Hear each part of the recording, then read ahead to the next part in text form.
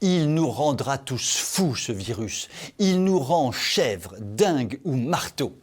Enfermés derrière leurs écrans, privés de toute forme de sociabilité, les Français sont obligés de mettre au point des chefs-d'œuvre d'ingéniosité et d'inventivité pour se donner l'impression qu'ils peuvent continuer à vivre comme avant. L'on s'accommode avec le règlement, l'on triche avec les attestations, l'on prolonge le couvre-feu, histoire de ne pas devenir définitivement fada. Du haut en bas de l'échelle sociale, c'est le royaume des petits arrangements entre amis. Seulement, plus on monte haut, évidemment, plus les ficelles sont grosses, toutes dorées qu'elles soient. Le dernier scandale qui n'en finit pas de tourner en boucle, c'est évidemment l'affaire du Palais Vivienne. L'on dirait un roman de Gaston Leroux. Et qu'a découvert le détective Rouletabille?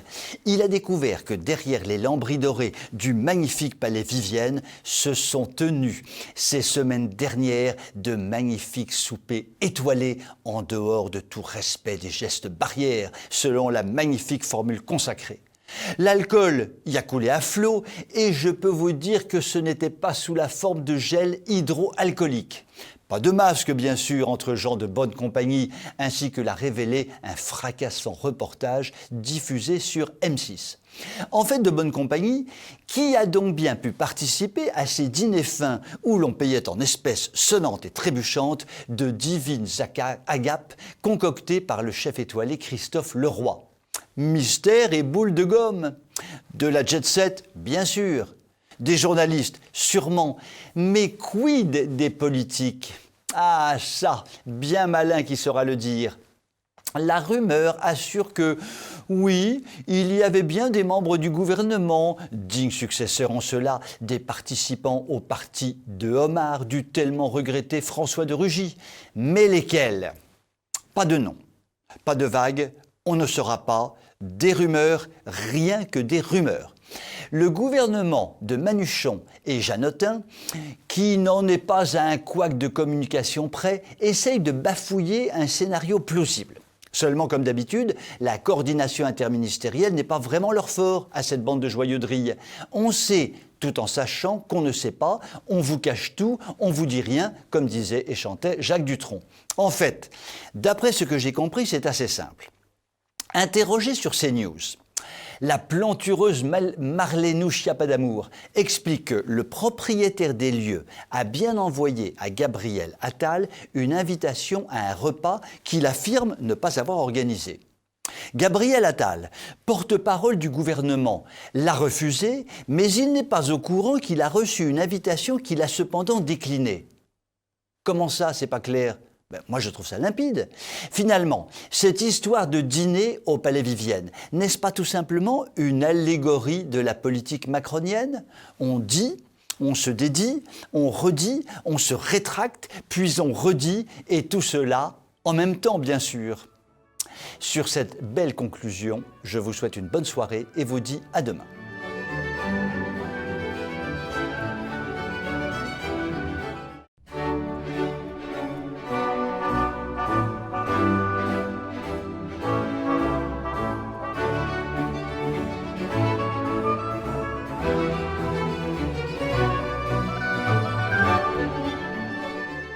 Scandale stratégique, branle-bas de combat informatique. Au premier coup de cloche de l'école à distance pour cause de confinement, des millions de petits écoliers de France et de Navarre, aux têtes blondes et moins blondes, se connectent sur l'ordinateur familial pour récupérer leurs dictées, leurs opérations et leurs sujets d'exposé. Et voilà qu'ils se heurtent à un écran noir. Impossible de se connecter. Les serveurs sont en carafe partout. Tout plante titaniquement. Le CNED, l'environnement numérique de travail, Pronote, tous ces programmes barbares qui permettent de donner l'illusion que les enfants vont apprendre quelque chose derrière leur écran. Tout, absolument tout, refuse de fonctionner. Devant un plantage aussi stratosphérique, l'on s'agite du côté de la rue de Grenelle. D'où vient le problème? Quelle est l'origine du cataclysme? Alors, dans la tête chevelue de Blanquer s'impose lumineuse l'incontestable vérité. Le système de l'éducation nationale française a fait l'objet d'une attaque de hackage international. Si, je vous assure. Une attaque en règle, comme dans James Bond. Et le Michou se dit même qu'il y a sûrement un coup de Poutine derrière tout ça. Vous imaginez Vladimir dans sa salle de défense au cœur du Kremlin, entouré de généraux médaillés jusqu'aux dents. Boris Alexandrovitch, vous allez me pirater le système numérique de la classe de seconde 4 du lycée Maurice Thorez à la Courneuve. Et puis, tant qu'on y est, allez, pas de pitié, envoyez-moi donc un virus informatique sur le serveur partagé de la classe de CP de l'école Les Petits Buissons à Crépy-en-Valois. Chacun sait que Poutine est un homme qui a le sens de l'urgence diplomatique et des priorités stratégiques, n'est-ce pas? En fait, la réalité est beaucoup plus triste et beaucoup plus prosaïque. C'est simplement que le système informatique de l'éducation nationale est, passez-moi cette expression épouvantablement triviale, une daube intersidérale, pas fichue d'accepter plus de 10 connexions simultanées sans se planter. C'est tout, et c'est aussi simple que ça. Jean Micheton a quand même fini par réaliser que le coût de la cyberattaque, c'était un peu gros. Du coup, il a cherché un nouveau coupable. Ça y est, Eureka, s'est-il dit comme Archimède en s'arrachant les cheveux. Et c'est pour ça qu'il n'a plus un poil sur le caillou maintenant. Je sais, c'est la faute d'OVH. Vous savez, le premier hébergeur de sites de France, dont les locaux ont furieusement brûlé à Strasbourg il y a quelques semaines. C'est sûrement de leur faute. Ils n'ont pas dû bien éteindre l'incendie et du coup, paf, ça a cramé les ordinateurs du ministère. Bien tenté, Jean-Mimi, mais ça ne marche pas. Le PDG d'OVH a rappelé froidement que ses services n'hébergent aucune donnée de l'éducation nationale. Non mais oh, on a sa fierté tout de même chez OVH. Eh oui, l'éducation nationale a ses serveurs hébergés dans les data centers, d'où je vous le donne en mille, d'Amazon, pardi. Ah, mais voilà, c'est bon ça, ça y est, on le tient notre coupable, c'est la faute à Amazon, donc aux Amerlocs et donc à Donald Trump, bien sûr. Ouf, l'honneur de l'éducation nationale est sauf. Sur cette conclusion littéralement enthousiasmante, je vous souhaite une très bonne soirée et vous dis à demain.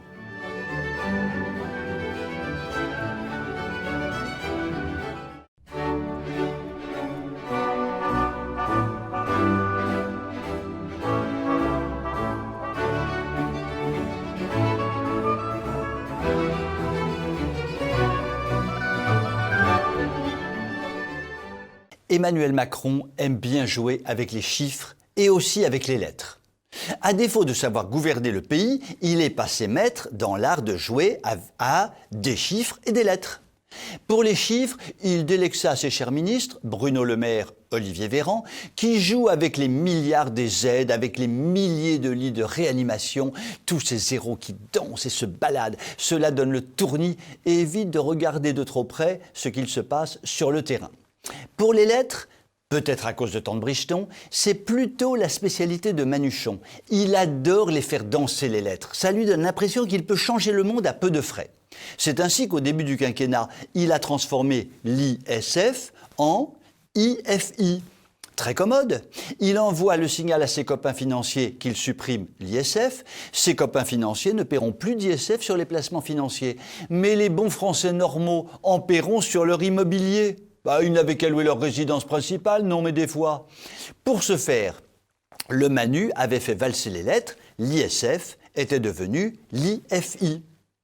Et voilà qu'il remet ça. Il nous claironne qu'il supprime l'ENA, la vilaine fabrique à fonctionnaires déconnectés qui fait grincer des dents dans les chaumières de la France profonde. Mais il la remplace par une nouvelle combinaison de lettres tout aussi charmante, abracadabrant, l'ISP, ou l'Institut du service public. Nous pouvons être à peu près assurés que tout ce qu'on déteste dans l'ENA sera soigneusement conservé dans la nouvelle institution. L'idéologie, le politiquement correct, l'arrogance, le culte de la bureaucratie, le mépris de la France profonde et du bon sens. En revanche, tout ce qui avait un peu d'intérêt, l'esprit de corps, le sens du service, le besoin d'une formation d'excellence pour diplomates et préfets, administrateurs et magistrats, sera évidemment jeté aux orties et la future école sera évidemment ouverte à toutes les diversités. Pourquoi donc nos gouvernants, depuis des décennies, se transformant volontiers en apprentis maoïstes à la petite semaine, se sentent-ils obligés de faire la révolution permanente? Pourquoi passent-ils leur temps à détruire, à déconstruire, à s'attaquer à des symboles quels qu'ils soient? Vous allez dire que je me mets à défendre l'ENA.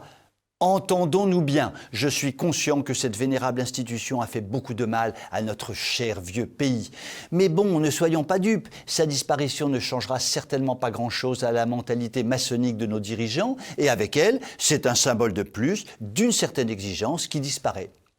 Il n'y a déjà presque plus d'agrégation, de concours de grandes écoles qui voient leur niveau s'effondrer consciencieusement, année après année. On peut prédire d'ici quelque temps la suppression de Polytechnique et de l'École normale supérieure, X et ENS, qui céderont la place à de nouvelles lettres, une formation Y ou un EPPD, établissement public de promotion de la diversité. Mais réjouissons-nous. Sciences Po, gros cochon, n'est pas encore mort et l'euthanasie du baccalauréat n'est pas encore achevée. Plus belle la vie! Je vous souhaite une excellente soirée et vous dis à demain.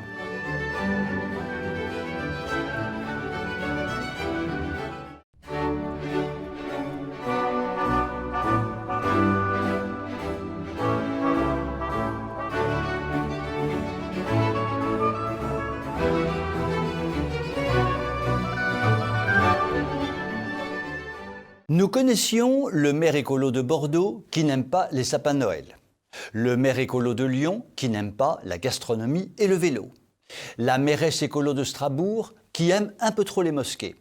Nous avons désormais la mairesse de Poitiers qui s'en prend aux aéroclubs.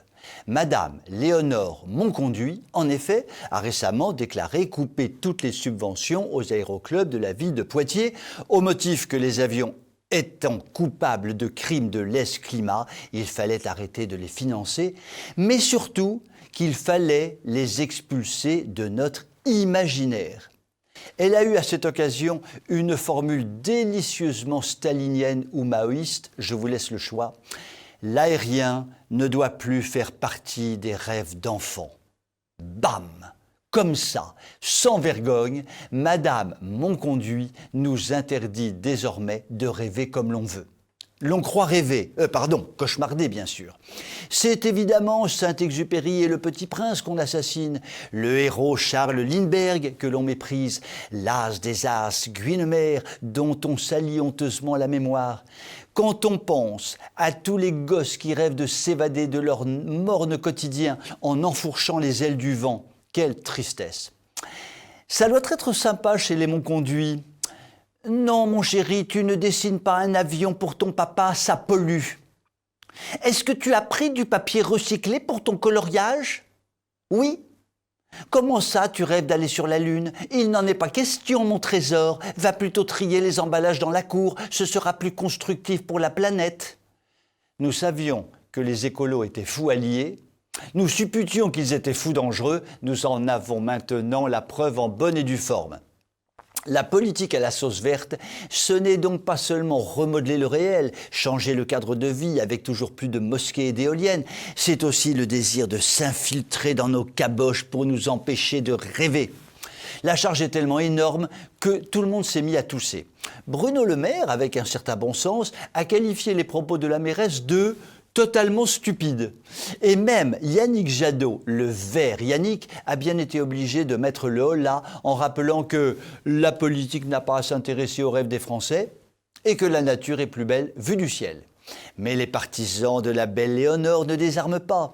L'un de ses soutiens n'hésite pas à enfoncer le clou en expliquant que le politique a pour but, je cite, de construire et de déconstruire les imaginaires et que c'est au cœur des batailles culturelles.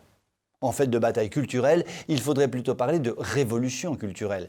Un certain Mao s'était adonné à l'exercice, avec un certain succès. Les modèles de nos vers sont décidément vraiment très rouges. En attendant, Madame Monconduit, certainement tourneboulée par cette affaire, a fait un vol plané à vélo, un comble quand on est écolo, et se retrouve avec 2 fractures. C'est ballot. Elle aurait mieux fait de prendre l'avion. Je vous souhaite une excellente soirée.